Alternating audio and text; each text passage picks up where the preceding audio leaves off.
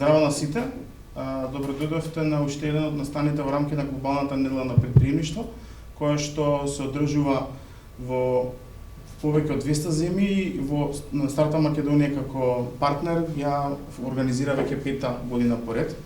Сакавме оваа година повеќе акцент да ставиме на некои теми кои што се нови трендови, кои што и тоа како се акцептирани во развиениот свет, така и нас полека доаѓаат и стануваат пресудни во работењето на компаниите. Од таа причина направивме едно партнерство и иницијатива со страна на ProCredit банка и благодарам на можноста да го направиме овој настан. Имавме убаво искуство кое што се случуваше вчера со младите кои што развива еко решенија, а денес малце повеќе за тоа како навистина може да одржливоста, односно вклучување на сите оние активности околу Environmental Sustainable Goals да ги вклучиме во насока на добивање на competitive edge, односно добивање на предност во растење на бизнисот. Благодарам Мето за можноста да слушнеме нешто што веќе долги години ProCredit банка го работи и понатаму да го споделиме како еден вид на мастер-клас кој што денес го имаме во една хибридна форма, а понатаму ќе го споделуваме со нашето членство, кое што би требало оваа порака и тоа како да слушне. Благодарам и повелете. Благодарам многу. Добар ден на сите. Официјално во името на ProCredit банка ви благодарам за вашето учество и посакувам добре дојдовте во нашите простори. На овој настан, тоест на оваа презентација на која што денеска ќе дискутираме на тема што значи концептот на ESG, како исто се практикува во една институција низ практиките кои што ги имаме ние применето во нашата банка ProCredit. Моето име е Методија Миноски, инаку сум одговорен во оддел за управување со животна средина. Во банката работам 18 години и може би она што прво ја паѓа на памет е оддел за управување за животна средина, па и не е баш најтипичниот сектор кој што би го очекувале за една банка. Може би такво нешто се очекува за нека тешка металургија, рудници, хемиска индустрија, меѓутоа ќе видиме и ќе покажеме низ примери како и банката има одредено влијание кон животната средина и кон општеството и како и на кој начин може истото да се менаџира и да се управува. Денеска ќе зборуваме малку за темата ESG, што значи Environmental, Social и Governance Practices во работењето на една институција. Какви практики се применуваат и како на истиот начин може една компанија да има додадена вредност во низ призмата на одржливото работење на една компанија. Сега, клучниот збор што тука го спомнав е одржливо работење и дозволите ми пред да поминам низ презентацијата, малку повеќе збор 2 за темата одржливо работење. Во суштина, кога кај нас се дискутира на темата одржливост, прво што најчесто ни паѓа на памет е одржливост од финансиска гледна точка. Профитабилност, рентабилност, солвентност, вредност на капитал, редовна исплата на дивиденти. Ретко кој, освен економските параметри, вклучува и други параметри кои што се однесуваат на концептот на одржливост на една компанија. Меѓутоа, одржливоста сама по себе многу повеќе само од економските и финансиските параметри кои што една компанија сака да ги оствари. А зошто е тоа така? Затоа што тековниот линеарен економски модел, значи take, consume, make, consume, dispose. Значи земете, експлоатирајте, производете, потрошите и на крај фрлете го како отпад. Низ линеарната економија ова само прогресивно се зголемува. Се повеќе експлоатација, се повеќе производство, се повеќе потрошувачка и на крај се повеќе отпад кој што треба на крајот некаде да се фрли. Каде е тука проблемот? Земјата е ограничен ресурс за црпење на ресурси, значи има ограничен капацитет да ни даде ресурси, а од друга страна пак земјата има ограничен капацитет да го прими целокупниот отпад кој што ние го креираме сите во економскиот свет преку преку процесот на производство или пак на конзумеризам, на трошење, на конзумирање на производите кои што се резултат од тој процес на производство. Така што немаме неограничено вода, ресурси, природа, дрва, метали за да можеме постојано да ги експлоатираме, ниту пак имаме неограничено место каде да го фрламе нашиот отпад. Веќе знаете колку ни се загадени природата, и водите, и реките, и езерата, и не само отпадот кој што го фрламе во нашата природа, што станува збор па за отпадот кој што го испуштаме во воздухот, во атмосферата. И кога сме кај ова аерозагадување или испуштање на гасови, стекленички гасови, доаѓаме до проблемот на глобалното затоплување на климатските промени, кој што е резултат на емисијата на стекленички гасови од согорување на фосилни горива. Колку повеќе согоруваме фосилни горива, јаглен, нафта, природен газ, толку повеќе емитуваме стекленички гасови во атмосферата и со тоа резултира кон глобално затоплување и кон климатски промени. За овие не треба многу да ви зборувам, бидејќи последиците веќе го чувствуваме кај нас. Суши, непредвидливи временски пригоди, поплави, се повеќе ќе ја зафаќаат планетата и се повеќе ќе имаат силни социоекономски влијанија, кои што па од друга гледна точка ќе влијаат и со разни конфликтни ситуации, здравствени кризи, социоекономски кризи, геополитички кризи кои што и сега во моментот ги гледаме со пазарот на енергетиката. А можете да замислите кога ќе се зголеми глобалното затоплување, кога ќе се стопат сите оние ледени површини на планетата Земја и тој пораст на водените површини, какви миграциони притисоци ќе направат кон населението кои што живеат буквално на ниво на водата, која ќе се качи пола метар, 1 метар, ќе значи губење на нивните живеалишта, губење на нивните плодни земјишта каде што одгледувале, произведувале храна, креирање некој социјален притисок за миграција, што може да произнесе чейн ефект, значи домино ефект на разноразни социополитички кризни состојби на глобално ниво. Од таа гледна точка, имајќи го предвид прашањето колку моменталниот економски модел и како бизнис заедницата функционира на одржлив или на неодржлив начин, се повеќе се креира притисок или очекување од страна на стейкхолдерите, инвеститорите, регулаторите, клиентите, пазарот, кон компаниите, за да ги оценат на кој начин работат, колку нивниот бизнис модел е одржлив, каков социоеколошки импакт имаат или импакт како резултат на нивното корпоративно управување, бидејќи е исто значајно, тоест не помалку значајно од финансиските параметри и резултати кои што една компанија треба и се очекува да ги оствари. И тука стигнуваме на темата која што денеска ќе ја дискутираме, значи ESG концептот и како истиот пресликува еден одржлив модел на управување за една компанија. ESG на кратко значи environment, social и governance, тоест мерење на импактот кој што го има една компанија кон општеството, кон животната средина и какво влијание остава со својот модел на корпоративно управување во општеството и во бизнес сегментот и на пазарот. Од една страна помага за менаџирање на ризиците, социоеколошките ризици, но од друга страна помага и кон давање на одредена дополнителна вредност на компанијата, која што од страна на секој еден стейкхолдер може да препозна една долгорочност на таа компанија, а сите инвеститори во принцип повеќе ценат компанија која што има долгорочно зацртани одржливи цели, отколку бизнес кој што трча спринт на 100 метри. ESG концептот и концептот на одржливо работење е маратон, нешто кое што значи работиме за да остваруваме одредени резултати и во наредните години, во наредните декади, без при тоа да ги компрометираме условите, потенцијалите на едните генерации, затоа што ако ги компрометираме, тоа веќе не е одржлив модел на работење. Кога станува збор за секој од овие посебни категории, ќе ви објаснам што значи категоријата Е, категоријата С, категоријата Г и како да речеме во ProCredit банка секој од овие три категории се имплементира и низ пракса и низ примери што за нас тоа значи, но и какви бенефити како институција имаме пратејќи го овој модел на корпоративно управување, одржлив бизнес модел, репортирајќи преку принципите и концептот на ESG.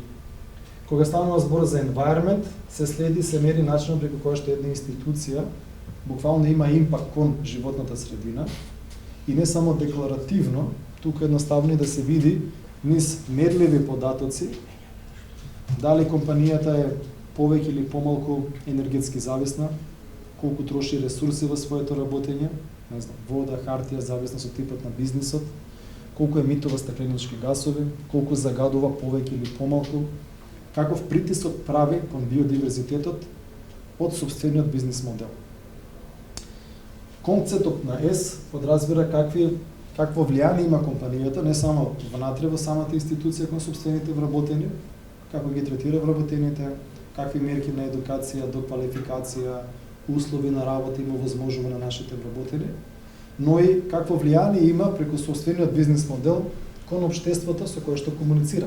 Дали заради тоа што тоа општество се клиенти или заради тоа што се наоѓа во непосредна близина на компанијата каде што постои, или пак има било каков поинаков тип на интеракција тоа општество со компанијата која што постои. Концептот на Г, governance, подразбира влијанието или примерот кој што го поставува институцијата од собствените практики на корпоративно управување во деловниот свет во кој што работи. Како управува со ризиците во самата институција, каков е начинот на управување во компанијата со цел да ги задржи интересите на институцијата, на компанијата, на акционерите, меѓутоа и какви практики применува во пракса со цел да ги митигира ризиците со кои што се соочува компанијата, бидејќи концептот на одржливост значи управување на една компанија со умерено превземање на ризици кои што ќе овозможат долгорочен прогрес на компанијата, не шпекулирање на кратки рокови и остварување максимализација на профити на кратки, буквално на кратки стази. Кои се 4 ефекти кои што креираат дополнителна економска вредност за компаниите кои што практикуваат или не практикуваат ESG мерки во нивниот бизнис модел на управување.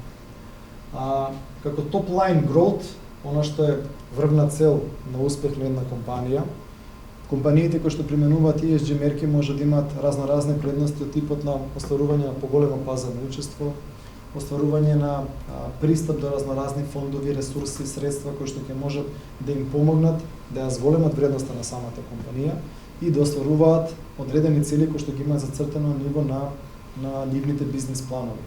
Од друга страна, компаниите кои што имаат сиромашни или скромни мерки и практикуваат скромни ESG мерки во своето работење, се соочуваат со потенцијални загуби, со потенцијално губење на клиенти, заради тоа што пазарот се повеќе и повеќе го поставува ESG како критериум за избор и за соработка со компаниите на пазарот.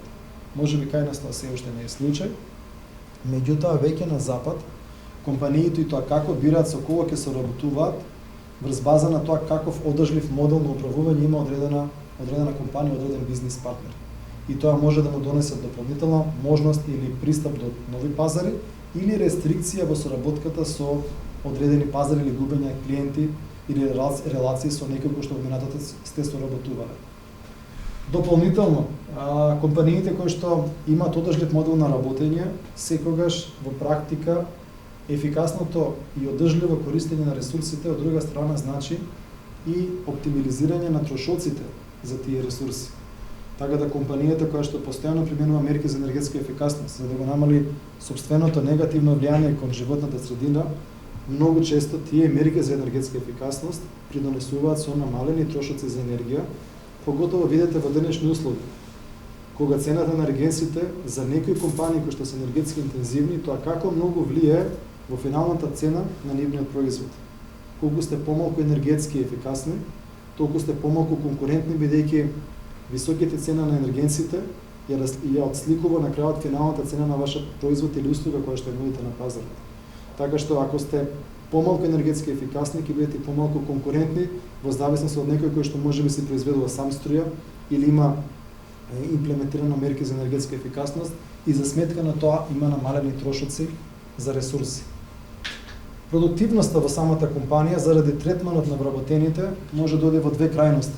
Компаниите кои што имаат имплементирано одржливи модели на однесување, третман на вработените со постојан и континуиран начин на обука, услови на работа кои што придонесуваат само за зголемување на задоволството на вработените и условите за работа овозможуваат исполнување на максималните таленти на вработените одат во прилог на перформансите на една компанија, за разлика од компании каде што имате, како да кажем, токсични услови на работна атмосфера каде што имате фрустрации, имате дискриминација, имате говор на омраза и сето тоа се резултира низ призмата на перформансите и на продуктивноста на персоналот и на вработените со кои што работите.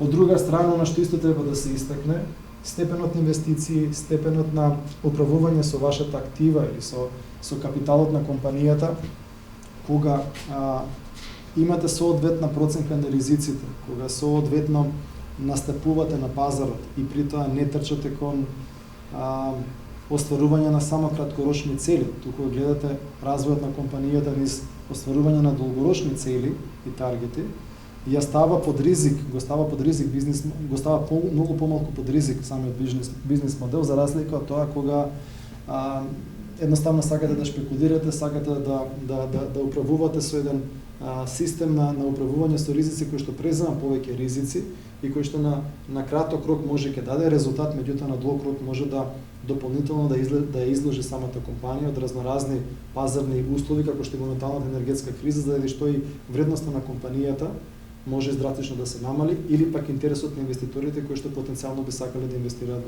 во вашата компанија. Сега со конкретни примери, што значи F, што значи С, што значи Г, барем низ призмата на ProCredit Bank. Што мислите? Дали една банка може да има негативно влијание кон животната средина? Оно што ви го кажав на почетокот.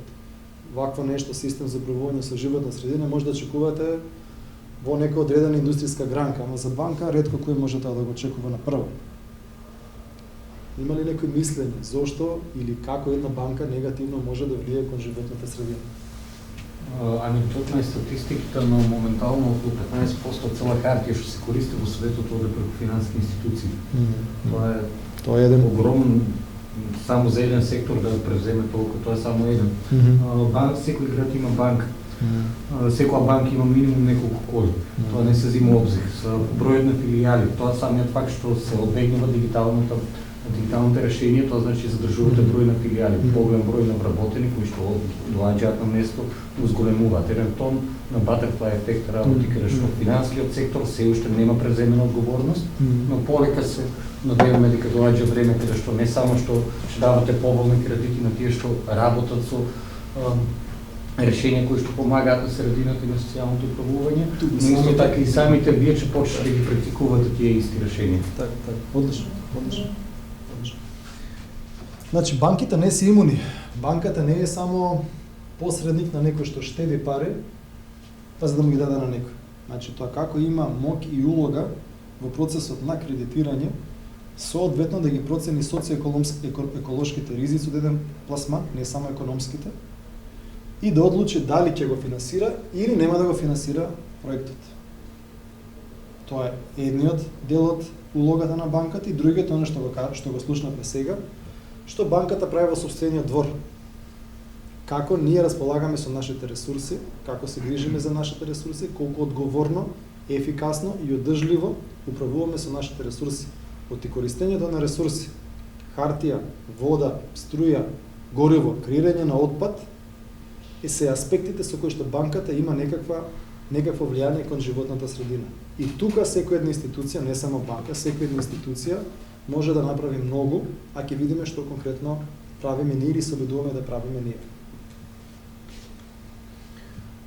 Во ProCredit банка има еден систем за управување со животна средина во која што јас сум директно одговорен и токму улогата на нашата институција е да ги митигира, да ги управува овие негативни влијанија кои што произлегуваат пред се од интерните активности на банката, тоа што го спомнавме, користење на хартија, користење на светло, струја, користење на енергија за греење, за ладење, користење на возен парк, па каков ни е возниот парк, колку креираме отпад, како креираме отпад, може ли помалку да го креираме отпадот, може ли да примениме мерки со кои што, не знам, соодветно ќе се селектира, ќе се ограничи, ќе се намали и така натаму креирањето на отпад.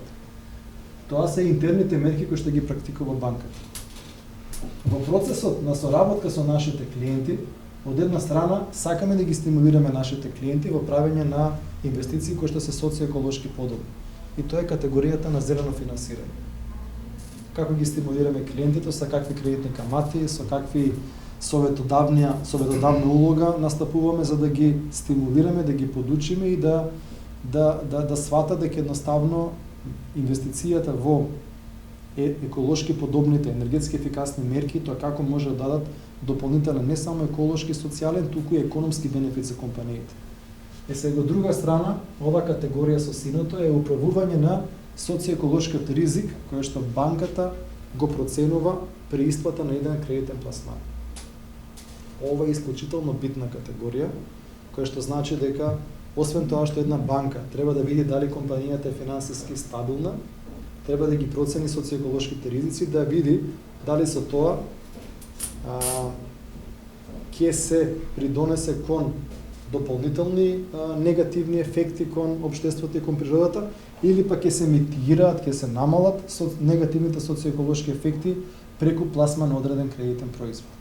Така да целокупниот процес на скрининг на сите овие сегменти се составен дел од нашиот систем за управување со животна средина. Да видиме какви резултати правиме тука, да не остане само на декларативна изјава што всушност залегува во овој систем. Пред да поминеме на бројките, сакав само да ви кажам што прави еден систем да биде систем, бидејќи денеска ќе приметите многу од компаниите прават разноразни активности кои што се доста атрактивни за клиентите, за публиката, за пазарот. Не знам, пошумување, собирање отпад и сите сме зелени, сите сме еколошки освестени. Меѓутоа, треба да се разликува што е адхок активност, треба да се разликува што е системски пристап кон управување со животната средина на една компанија, без разлика дали е банка или било која друга институција. Овдека принципиелно зборувам за тоа каков пристап треба да има на компанија по основ на ова прашање. Така што системски пристап значи прво и основно сет на процедури, правила, политики кои што постојат за да системот си тече непречено, без разлика дали ќе постои еден човек во таа компанија, ќе се замени или ќе дојде некој друг. Тој систем постои не врз база на адхок, туку веќе на пишена документација, на формалност, со јасни очекувања, со јасна структура и со дедицирани ресурси. Од друга страна, системот е документиран, се планира и се очекуваат и се следат резултати кои што ги остварува тој систем. Plan, do, check, act е секој еден систематски пристап на планирано работење, каде што секоја една активност од план до реализација се следи и корективно се реагира доколку има одредени отстапувања во целокупниот процес. Ги менаџира сите активности кои што имат негативен импакт на институцијата кон животната средина, дали е тоа банка или некој друг тип на институција. Секоја институција треба да се процени што е негативниот импакт за таа институција и како треба да се менаџира. Овозможува транспарентност на сопствените резултати, значи комуницира јавно за сопствените резултати и при тоа овозможува сопствените резултати да бидат отворени и предмет на верификација на надворешни сертификациони куќи, како што е, например, ISO 14001, кој што служи како сертификација на системот за управување со животна средина.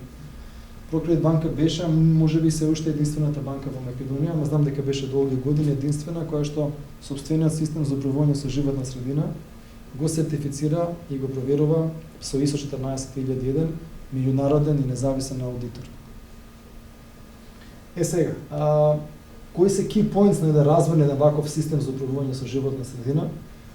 Ги наведовме во последните 10 години, во последната декада, што се некои milestones, чисто да добиете впечаток, бидејќи нашиот систем е систем во еволуција.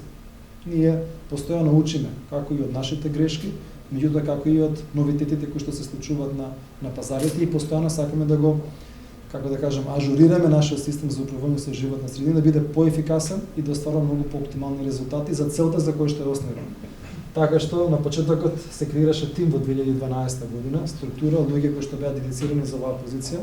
Моментално бројме 4 во тимот, така што од тогаш до сега тој тим постојано работи на имплементирање на многу од овие битни резултати кои што се постигнати.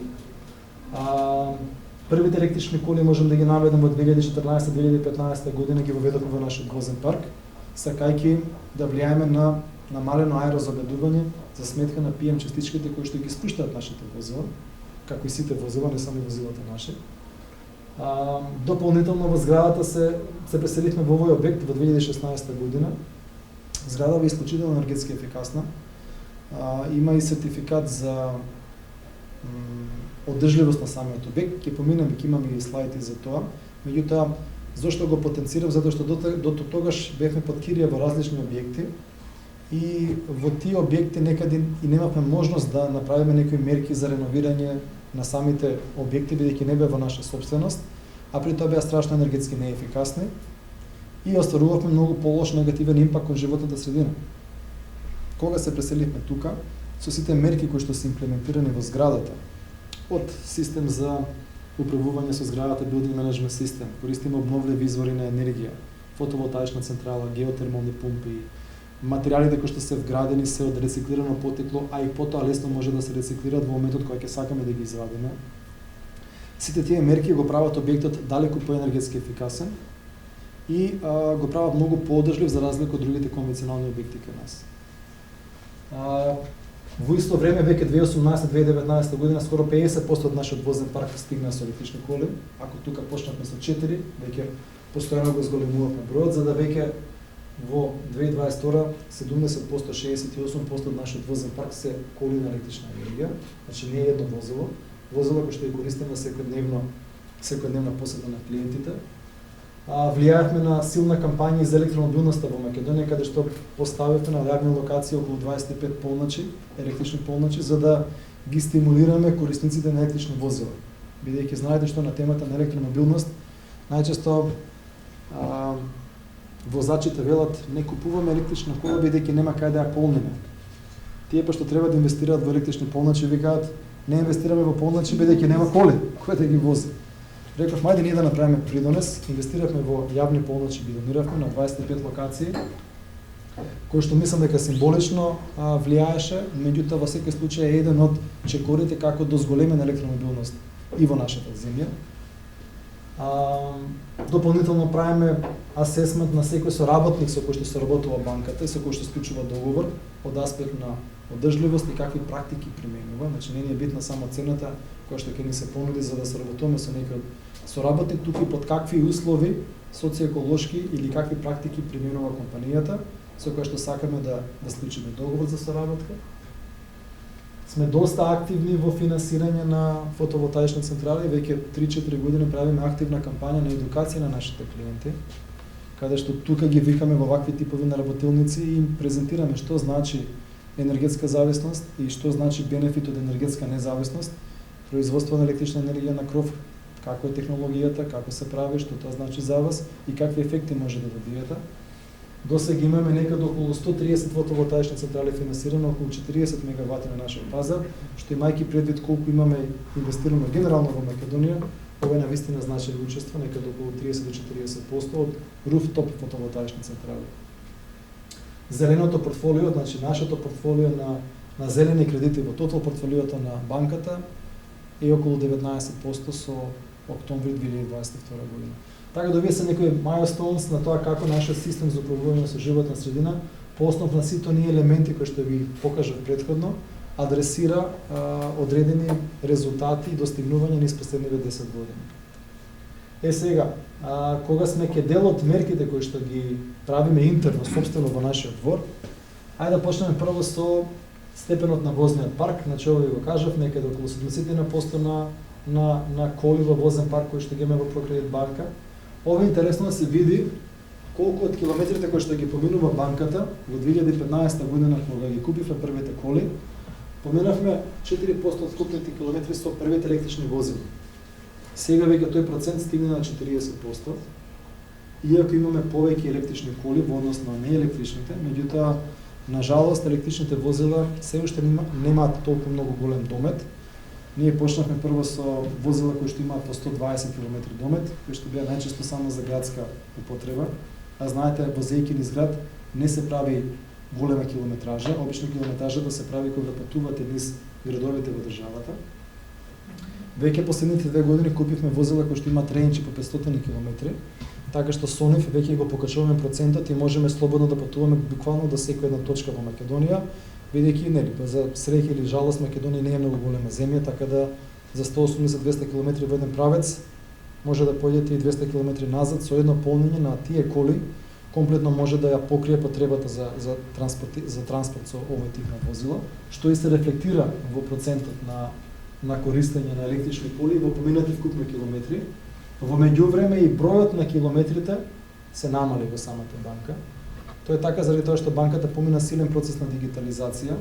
Ако порано бевме застапени буквално во секој едно градче со филијала, сега веќе бројот на филијали го намаливме заради тоа што нашите клиенти ги едуцираме, наместо да има да патуваат во филијала и да чекаат на ред за одредени банкарски трансакции или услуги, истото да го направат на дигитален начин, каде што тековните можности за електронско банкарство и канали дигитални на комуникација комплетно ја заменуваат потребата на некој физички да дојде да посети банка, што и се рефлектира со вкупните километри кои што драстично се намалени во последните 5-6 години. А вкупните емисии на стакленички гасови се буквално преполовени за последните 5 години. Тука впаѓаат емисии на стакленички гасови од сите енергетски ресурси кои што ги трошили, кои што банката ги емитува, трошење на струја, нафта за генератори, од возниот парк, емисија на стакленички гасови од авионскиот сообраќај кој што го прави банката, што исто се рефлектира преку сет на енергетско ефикасни мерки или преку сет на мерки за дигитализација во нашиот начин на работење, кој на крај резултира со намалена емисија на стакленички гасови. Кога сме веќе кај хартијата, спомнавте дека хартијата е еден од најголемите потрошувачи на глобално ниво. Ајде да видиме како е низ годините во Португал банка. Во 2015 година сме имале 25 килограми повработен потрошена хартија. Како резултат на разноразни мерки за дигитализација, електронски подпис, електронска конфирмација, електронска комуникација со клиентите, ова е сведено сега на 9,7 килограми на повработен. Во апсолутни количини и мислам дека ова е можеби тука фали една нула, меѓутоа во специфична потрошувачка е драстично намалена потрошувачка низ годините наназад, како резултат на дигитализација и на превземени мерки во самата институција. Верувам дека ова некогаш ќе стигнеме да го намалиме до нула, меѓутоа голем дел од овие мерки зависат и од бирократијата или правилата кои што ги поставува регулаторот, која документација мора да ви постои во хартиена форма, која документација може да биде во дигитална форма. Меѓутоа, ние сме, можем да кажем, предводници на таа дигитализација, впрочем и нашите 24/7 зони кои што работат самообслужувачки сервис поинти за клиенти, во голема мера ги олесни овие процеси на дигитализација, на намалена потреба од користење на хартија и на многу побрза услуга кон самите клиенти. Кога сме кај потрошувачката на вода, исто во банката се применува разноразни мерки од користење на сензори, аератори или пак кога станува збор за наводнување капка по капка со цел да се намали потрошувачката на вода, бидејќи тоа е еден од аспектите со кои што ние остваруваме некакво влијание кон животната средина. Кога сме кај производство потрошувачката на енергија, еве една информација како сме се движеле во последните 6 години. Специфичната потрошувачка на енергија по метар квадратен буквално ни се преполови од 2015 која што беше преку 200 киловат-часа на метар квадратен, сега сме под 120 киловати на метар квадратен, како резултат на сет на разноразни мерки. Не знам, во самава банка, како што ви кажав, билдинг менеджмент систем, соодветно смарт управување со системите на потрошувачка, осветлувањето, начините на грејење, системите на вентилација, инвестициите во обновливи извори на енергија дополнително придонесоа да се намали притисокот на потрошувачка на енергија, така што како резултат на тоа банката не само што ги ја намали потрошувачката, тука има постојано и континуирано намалување на стакленички гасови што видовме во претходните слайдови. Оно што ви го спомнав, нашата зграда е, мислам дека единствениот објект, ова е еден сертификат на Светска банка, кој што значи Excellence in Design for Greater Efficiency, во која што буквално се оценува перформансите на зградата во однос на некој просек кој што е споредлив за овој дел на континенталниот дел на Европа, така што е самиот одраз на објектот и карактеристиките во кои што денеска се наоѓаме. Впрочем, многу често го користите како шоукейс пред студенти за да се покаже еден добар пример и пракса од гледна точка на архитектура, дизајн, па во пракса тоа како функционира и како изведено. Сега, ова беа нашите интерни мерки кои што ги применуваме како институција. Ајде сега преку моментот како ние комуницираме со нашите клиенти, како го мериме еколошкото влијание преку мерките, преку процесот на кредитирање, преку проценката или пак преку стимулирање на нашите клиенти за финансирање на зелени инвестиции. Спомнав, некаде околу 19% од нашето портфолио е во зелени инвестиции, кои што на истекот на годините постојано растеше. 2018 година па до 2022 година портфолиото постојано расте. Најзначајно учество имаат некаде инвестициите во енергетска ефикасност, во обновливи извори на енергија, некаде околу помалку 30%, и оваа сина категорија се еколошки подобни инвестиции кои што ниту произведуваат струја, ниту штедат, меѓутоа влијаат на помало загадување, влијаат на стимулирање на овие компании кои што продаваат енергетски ефикасна опрема или обновливи извори на енергија, ги стимулираат компаниите кои што работат со сертификација, органско производство на храна и така натаму. Сето тоа резултираше за 56% намалена CO2 емисија како резултат на нашето портфолио, значи ефектот, буквално точно знаеме, имаме мериме carbon footprint accounting, мериме точно колку она што ние го исплаќаме како зелени кредити придонесува за намалена емисија на стакленички гасови како резултат на ефектите од тие инвестиции. И тоа е некаде еквивалентно на околу 70.000 коли емисија на газ на 70.000 коли или емисија на стакленички гасови од портфолиото кое што моментално ни е пласирано за зелени кредити. Значи, за толку банката има заштедено емисија за стакленички гасови преку ова зелено портфолио. Ефектот е еквивалентен на околу 70.000 возила кои што емитуваат стакленички гасови на годишно ниво. Кога правиме проценка на еден клиент, на еден потенцијален клиент, дали да го финансираме или не, проценката е сеопфатна. Буквално не се фокусираме само на економските параметри и колку инвестицијата е економски подобна или профитабилна или какво обезбедување има, туку гледаме целокупната слика. Со кого имаме соработка, кој ни е клиентот, каква е структурата на управување, какви вредности има внатре во самата институција, какво е влијанието на таа институција кон животната средина. Ние во банката имаме јасна листа на дејности кои што не ги финансираме затоа што имаат негативно еколошко влијание од типот на инвестиции во заштитени зони национални паркови. Значи, ако дојде некој и да рече сакам да инвестирам во Маврово, ние ќе му речеме извинете, ние тоа не може да го финансираме, бидејќи Маврово сам по себе е заштитен локалитет кој што штити некако биодиверзитет, без разлика што може да добие градежна дозвола и да гради, како што гледаме, едноставно сметаме дека ако таа зона е заштитена, со право била заштитена за да заштити некаков биодиверзитет. Секакво инвестирање таму може да влие негативно на животната средина и ние тоа го исклучуваме од финансирање. Или пак не знам, финансирање на подземни рудници, или пак финансирање на индустрии кои што имаат негативно општествено влијание. Казина, игри на среќа, кладилници, криптокаранси, инвестиција во криптовалути. Така што листата е јавна, се наоѓа на нашата веб страница и е буквално исклучувачки прв фактор кога сакаме да влеземе во соработка со одреден клиент.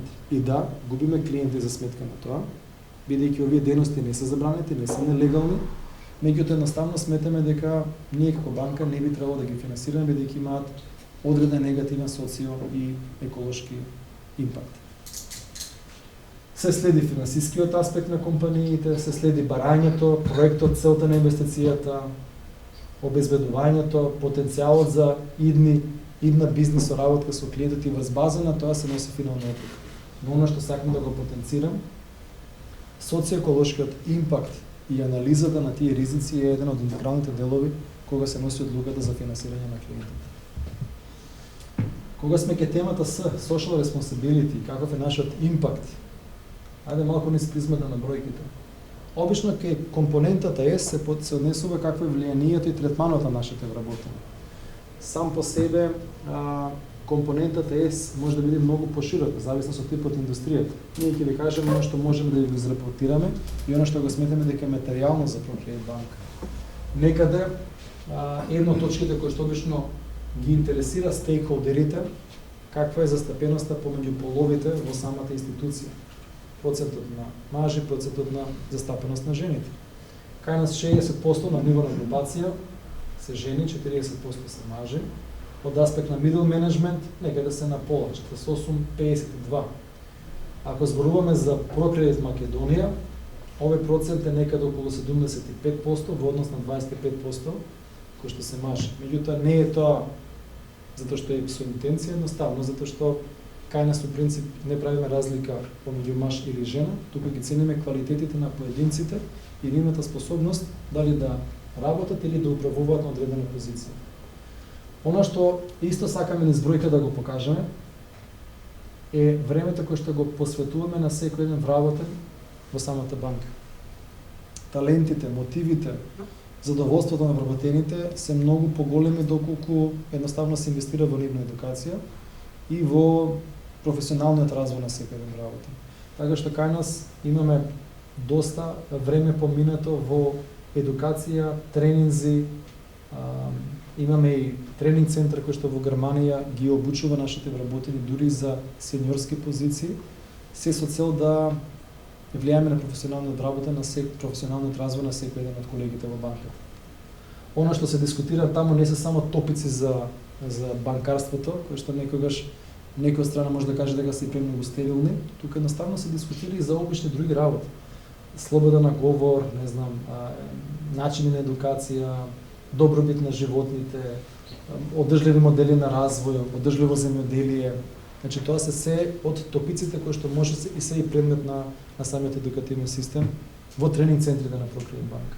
Разноразни мерки за заштита на COVID кои што беа имплементирани во текот на 2020, 2021, 2022 година, користење на службени возила за патување на нашите вработени во дома со цел да се намали ризикот од добивање на болести користејќи го јавниот превоз, барем во услови на COVID криза. И она што сакам да го истакнам тука е разликата на највисоката и најниската плата во банката не е повеќе од 8 пати. Нешто што исто е фер платежен систем, затоа што на крајот на денот имате институции каде што ова знае да биде и двоцифрена разлика помеѓу најниска и највисока плата во самата институција.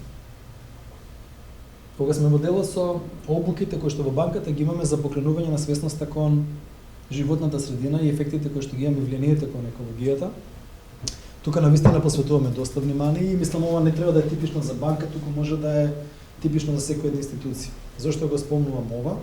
Затоа што одржливиот модел на работење и борбата за еколошки и општествена заштита започнува пред се со креање на свесноста на луѓето сами во институцијата. Ако нема доволна свесност помеѓу луѓето, не може да очекувате истите да практикуваат, да применуваат мерки за општествена и еколошка одговорност. Заради таа цел тука посветуваме многу внимание во интерните обуки на токму на оваа тема. Темата за општествените и социјални ризици во кредитирањето, како да зголемена зелена транзиција, како да инвестиции во обновливи извори, што е ефектот на обновливите извори на енергија, кои се предности и слабости од ненавремена зелена транзиција, кодекс на однесување како истиот има импакт кон социјеколошкото влијание на институцијата, управувањето со животната средина и така натаму. Така да преку 13.000 годишно часови посветени на обука на сите вработени во нашата институција во текот на една година, која што мислам дека е добар репер за тоа колку банката посветува внимание токму на оваа точка. Дополнително ги обучивме сите вработени да имаат барем B1 ниво на разбирање на англиски јазик, бидејќи денес англискиот јазик е основен јазик за комуникација во деловниот свет, зборам на глобално ниво. А Македонија е дел од глобалното ниво, така што од глобалниот свет, така што колку повеќе сите го разбираме заедничкиот јазик, англискиот јазик за деловна комуникација, толку полесно ќе можеме и да комуницираме меѓу себе, да учиме, да се надградуваме, толку поголема вредност и за нашите вработени. Дополнително во нашите центри за обука од бројот на вработени кои што ги има банката, значи ние моментално сме некаде околу 197 вработени, 130 помина обука во центрите во Германија, каде што помина обука од неколку недели за напреден англиски јазик, со цел да го усовршат или да направат или да достигнат некое минимално ниво за основна интеракција и комуникација на англиски јазик. Процесот на вработување во банката е доста специфичен и е посебен за македонски услови. Се нудат подеднакво можности за сите колеги за вработување преку еден процес на онбординг, каде што во рок од 6 месеци колегите имат можност да се едуцираат на темата банкарство и како можат утре да станат искусни банкари на новата работна позиција, а од друга страна да добијат чувство во каква институција влегуваат. Така што ако едноставно не ги споделуваат истите вредности со институцијата, можете да се откажат. Меѓутоа и представува и од друга страна начин и проценка на самата институција да видиме со какви вработени се соочуваме, кои се тие нови колеги кои што ќе ни дојдат на работа и преку тој процес на онбординг и на обука представува двосмерна проценка на вредностите и на кандидатот, но и на институцијата во која што тој кандидат сака да се вработи. Нема никаква разлика во платежната структура дали помеѓу мажи или помеѓу жени, исто како и во можностите за кариера. И се трудиме во банката да постигнеме високо ниво на вакцинација со цел да сме превентивни кон ширење на смртоносната болест со која што се соочивме пред година и пол, тоест ковид, пандемијата со ковид. Кога станува збор за финансирање, не финансираме дејности кои што се општествено штетни.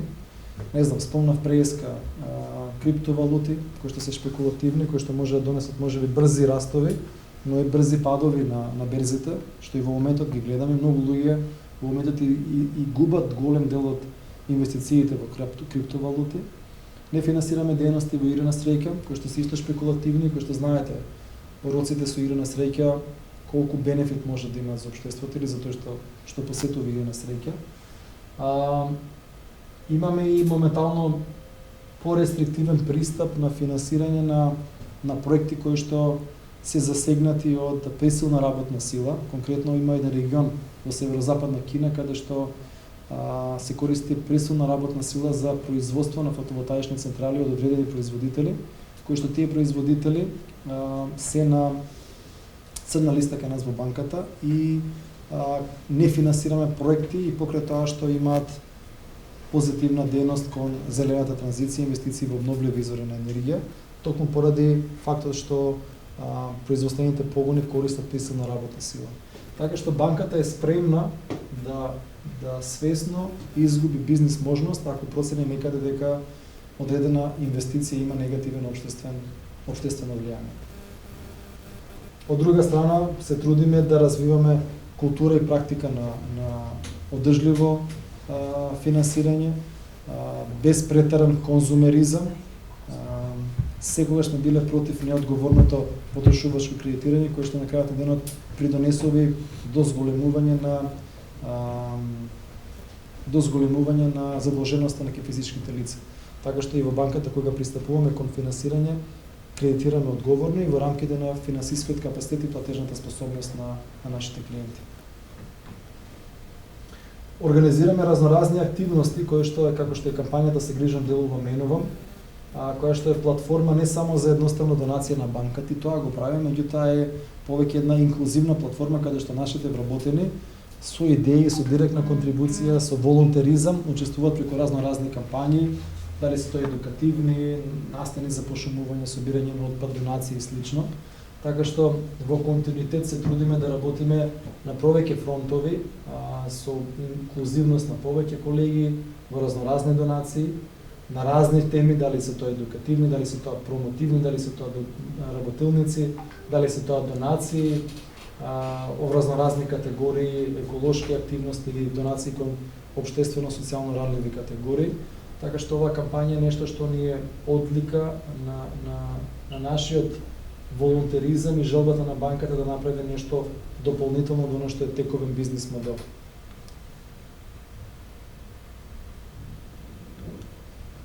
Последната точка, governance, е начинот преку кој што банката остварува влијание на пазарот на кој што работи или во окружувањето во кој што работи преку сопствениот модел на корпоративно управување.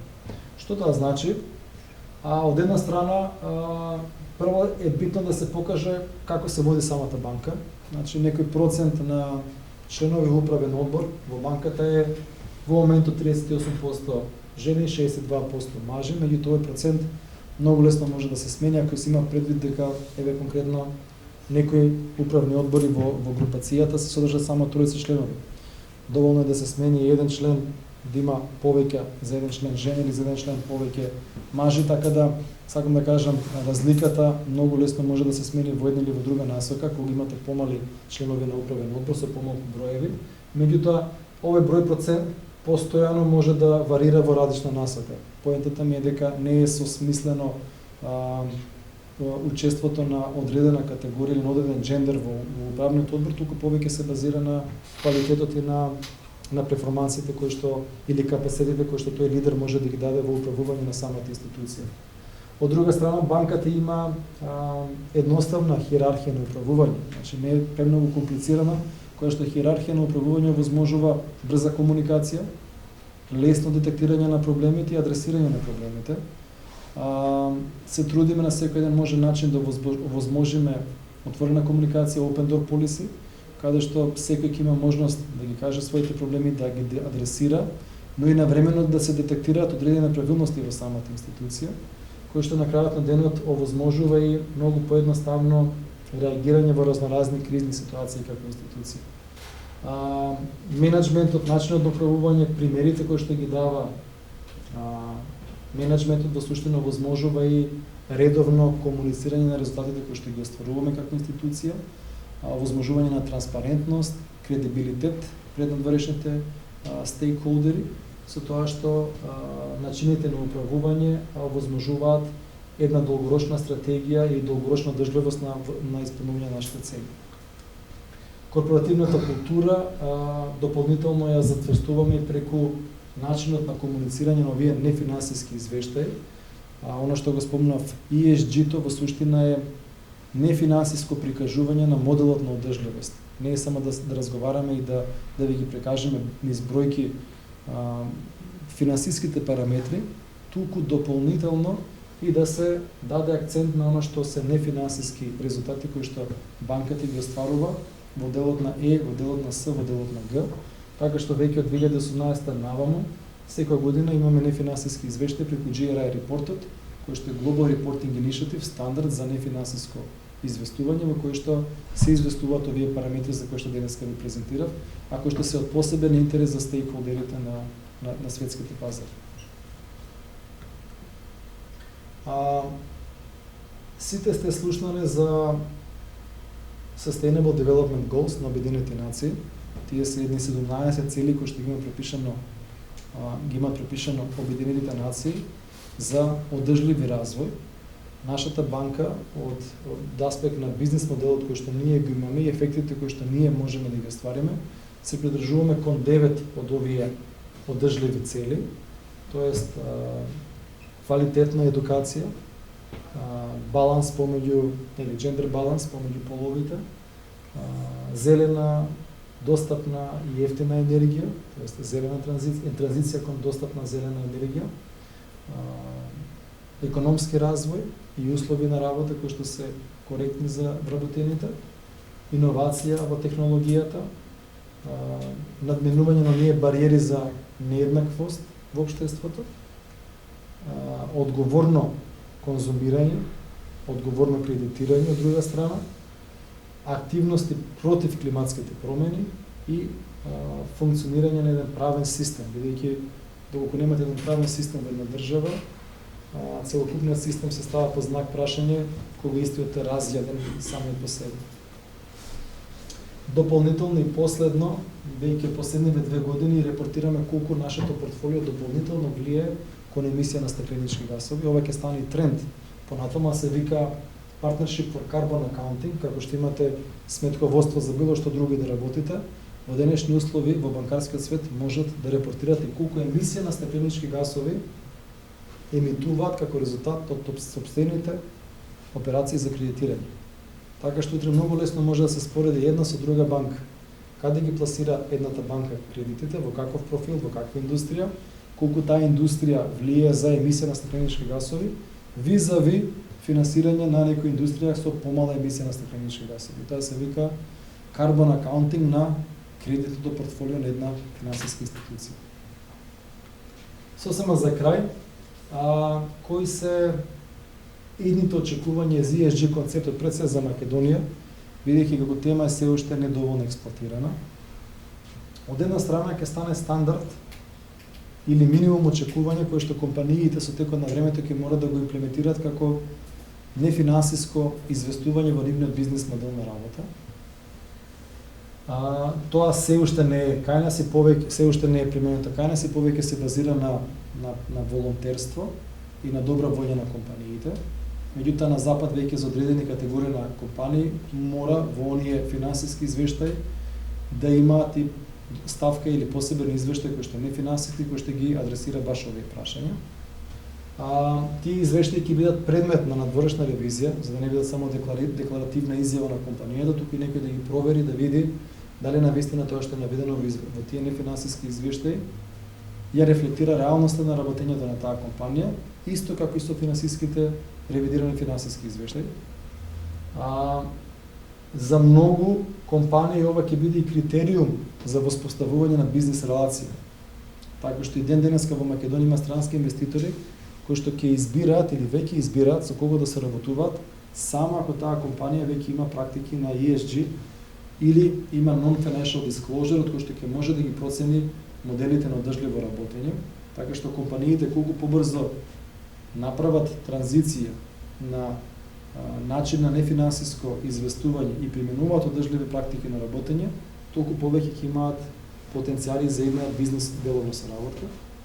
И последно, голем дел од инвеститорите кога одлучуваат каде да финансираат, во кој сегмент, во која дејност, во која компанија, освен финансиските параметри, услов за избор на компанија се токму овие нефинансиски параметри на перформанси кои што ги остварува една компанија од аспект на ESG.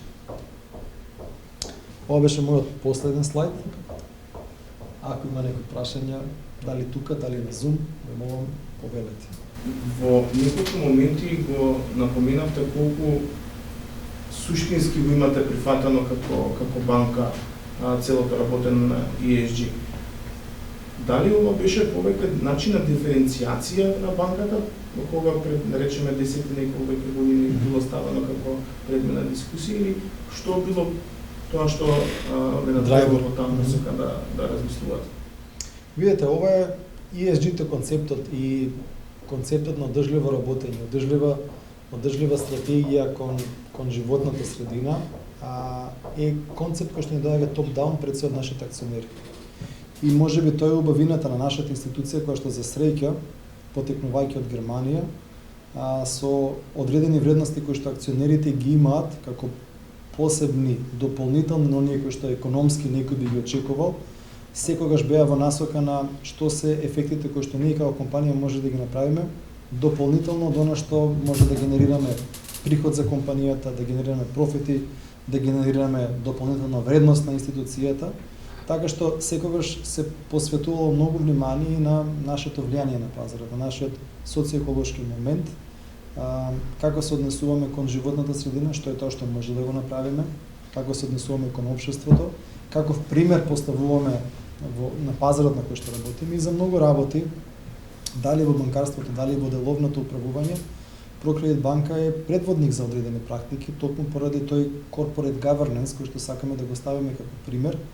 Меѓутоа и преку голем дел од мерките кои што ги превземаме, дали во грижата за животната средина или останати некои мерки или активности, се обидуваме да служиме за пример, но и да бидеме потенцијални мултипликатори за добра пракса и ке останатите компании во нашата држава.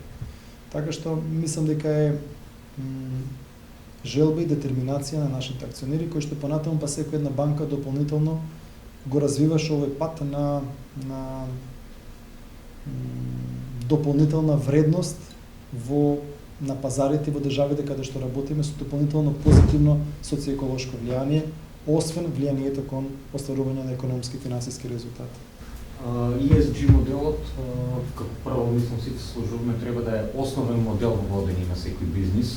2014 за вас, но за светот исто тој период, да се разбуди на цело обновливо одржување на бизнисот, макар и домот, надокнадно. А дали мислите дека инвестиционниот сектор, особено финансовиот сектор, малку го злоупотребува ова само како метрика за покачување на вредноста на своите акции, на перење на образот пред јавноста и на се, бидејќи многу има наратива, особено во многу големи брендови ни светот, а и помали и се буквално го злоупотребуваат ова со донирање, например, на одредена сума на некоја непозната локација, каде што нереални решенија се воспоставени, но сепак овој скор го покренува и ја креира вредност. Или не може да се проценат ефектите од истата? Секако, во принцип, кој дошол да процене, секогаш испаднало 10 пати помалку од тоа што оди во промо видеото. Така. Виде, тоа е проблемот така наречен greenwashing, со кој што моментално се среќаваме сите и нели ви го спомнав на почетокот. Темата е доста атрактивна и сега компаниите одеднаш сватија дека пазарот препознава дополнителна вредност за компанија која што се декларира како зелена, општествено одговорна, која што инвестира во зачувување на животната средина, бидејќи де факто и новите генерации се повеќе го ценат тоа и можеби за многу од нив е избор со кој бренд, со кој производител, со која компанија да соработуваат. Злоупотребата секогаш ќе стои, затоа и процесот на декларативно изјавување колку една компанија е еколошки одговорна сега се менува кон метричко презентирање на резултатите. Дали мислите треба регулација околу тоа? Има. се злоупотребува и сумите се смешни спрема буквално цел буџет на Македонија. И ESG-то е едно од мерките. Веќе во Европската унија постои една терминологија така наречена еутаксономија, во која што пак дефинира мерки на одржливост во повеќе типови на индустрии на пазарот, не само кон банкарството. Банкарството е една од индустриите. И при тоа еутаксономијата дефинира што една компанија или како една компанија има или води одржлив модел на управување. Меѓутоа не само декларативно, туку низ одреден сет на параметри, методологија. Буквално тоа е еутаксономијата е еден документ кој што методолошки објаснува како може да процените колку една индустрија, една компанија работи одржливо. И ако утре некоја банка каже, моето портфолио е 5% зелено, еколошки, да видиме какви критериуми таа банка користи за да каже дека тоа портфолио е еколошко. Ови го дам само како пример. Бидејќи еутаксономијата ја дефинира методологијата која што утре сите компании треба да зборуваат исти јазик. Ако зборуваат сите компании исти јазик, без разлика дали е тоа банка, нафтена индустрија, не знам, производство, металургија и така натаму, утре кога ќе сакаме да ги провериме перформансите на тие компании, многу полесно да се проверат преку специфични показатели ефектот кој што ги има една компанија во однос на друга компанија. Еве како што видовте, ние кога репортираме потрошувачка или заштита на енергија, не репортираме само колку сме намалиле потрошувачка на киловат-час енергија. Бидејќи ако сте намалиле само апсолутна вкупна потрошувачка, може да е резултат на тоа што сме затвориле 3 филијали. И нормално дека намалуваме и трошиме помалку. Секогаш го презентираме преку метар квадратен. Колку енергија треба да се потроши за да по основ на метар квадратен, така да и да зголемуваме и да намалуваме ефикасноста како параметар, така се изразува. Исто и со потрошувачката на други ресурси, така што се повеќе и повеќе ќе се стави под лупа секој еден извештај кој што се известува и затоа и реков, овие ESG репортинзи, GRI репортинзи, прашање на време кога ќе бидат под лупата на надворешни ревизори. Впрочем, ова е многу интересна гранка во денешни услови. Сега и консалтинг компаниите вработуваат многу експерти во тој домен, за да може токму тоа да го направат. Утре, ако вие се декларирате како одржлива компанија, некој од страна ќе може да провери, да го види ефектот на оно што во пракса се случува и оно што вие го известувате и преку компаративни параметри да може да оцени одржливоста на компанијата. Така да светот се движи во таа насока токму поради ризикот кој што го спомнавте од злоупотреба со зелената терминологија, кој што на жалост се случува. Тука ме интересираше дали како банка кога инвестирате со кредити, зелени кредити кога давате, дали имате некој унифициран метод на мерење на емисиите, на влијанието на компаниите во кои што инвестирате. Да. Еве дали ова што ви го спомнав, нашата банка веќе има мерка за методологија за мерење на емисијата на стакленички гасови. Ние ова веќе волонтерски го правиме, ова ќе стане можеби регулатива во одреден временски период. Моментално е Partnership for Carbon Accounting и дел од финансискиот сектор, зборам на глобално ниво, во Македонија можеби се уште не е присутно, објавува кој дел од портфолиото каква емисија на стакленички гасови придонесува за емитување повеќе или за емитување помалку, зависност. Ако да речеме инвестирате во мерка која што е за обновливи извори на енергија, едноставно имате помала емисија на стакленички гасови. Или во некоја дополнителна инвестиција, за сметка на што клиентот со таа дополнителна инвестиција придонесува со повеќе стакленички гасови. Така што веќе тоа го правиме и соодветно и кога одредуваме дали одредена инвестиција е зелена, еколошки подобна, во банката постојат јасни критериуми врз база на која што може да се процени дали една инвестиција е еколошки подобна или не. Впрочем, нашето портфолио не е 100%, туку е моментално 19% од вкупното портфолио, а на ниво на групација околу 20% се зелени кредити, што значи дека другите 80% не ги исполнуваат овие критериуми. И мислам дека ова е патот кој што генерално финансискиот сектор утре ќе зборува еден ист јазик со едни унифицирани системи на дефинирање на критериуми за зелено кредитирање, меѓутоа и соодветен репортинг кој дел од вашето портфолио каква дополнителна емисија на стакленички гасови има, а на крајот емисијата на стакленички гасови влие кон климатските промени и глобалното затоплување. Затоа е битно и соодветно репортирање. Околу карбон данок, мислиме дали треба да е дел од цело ESG governance и дали секоја компанија, мислиме секој човек би требало за нашиот футпринт да платиме данок. На запад веќе има индустрија во која што се обидува карбон данок. Претпоставам дека и ние со усогласување кон регулативата и нели интеграција кон Европската унија, едноставно ќе се движиме во таа насока, затоа што одредени индустрии кои што емитуваат повеќе стакленички гасови од она што му е дозволено, едноставно се го откупуваат. И тоа се вика emission trading system, каде што тргуваат со можноста да дополнително загадуваат или спуштаат стакленички гасови. Меѓутоа секоја година тој лимит на максимална емисија на стакленички гасови се намалува политички, а цената за тргување па се зголемува. Така да и пазарно се влијае колку е поскапа цената за тргување на стакленички гасови, толку е помалку исплатливо, бидејќи кога ќе го внесете како параметар во цената на чинење на производ или на услугата, сте помалку конкурентни на пазарот. Така што мислам дека со тие пазарни механизми на долг рок ќе се дестимулираат оние кои што повеќе ќе зависат од фосилни горива, за да направат транзиција кон зелена економија. Има прашање во делот на social. Дали делот на social и како импакт прави компанијата од социјален аспект? Вие вас, како што имате green финансирање, дали и social финансирање е земено во предвид?